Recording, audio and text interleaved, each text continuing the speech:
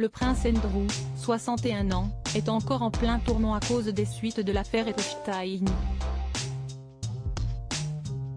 Après que le tribunal de New York ait refusé la demande de ses avocats, le fils cadet d'Elizabeth II, 95 ans, se retrouve dans une situation fâcheuse. Le fils préféré de la reine Elizabeth II d'Angleterre est en train d'y laisser des plumes dans sa bataille contre Virginia Giuffre. Cette dernière a fait comprendre qu'elle a l'intention de détruire le duc d'York. D'autres inepties du prince Andrew sont ramenées à la surface.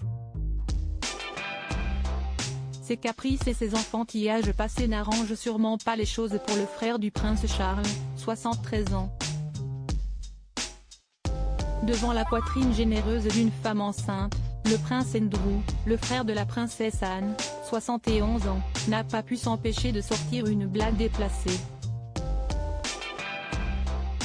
Selon la source, le duc d'York de 61 ans a ri comme un écolier et pensait que c'était hilarant. Ces allégations ont été révélées par un journal néo-zélandais de 2015, le Waikato Times.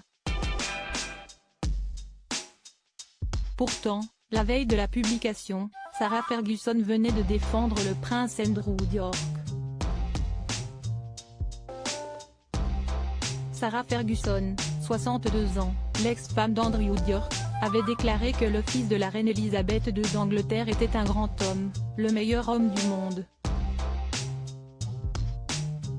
Le prince Andrew d'York est surnommé HBH à cause de son comportement puéril. HBH tient pour Reese Buffoon à Inès.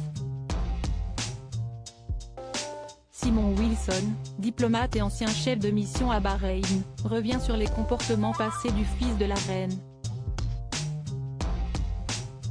Simon Wilson a déclaré au Times que le prince Andrew d'York était particulièrement capricieux. Le frère du prince Charles avait fait venir par avion une équipe comprenant ses écuyers et ses secrétaires privés, a-t-il déclaré. Selon la même source, le valet de chambre du prince Andrew d'York serait équipé d'une énorme table à repasser pour s'assurer que ses vêtements soient parfaitement repassés. Le diplomate a expliqué qu'on a collé le surnom de bouffon au prince Andrew d'York à cause de son comportement enfantin.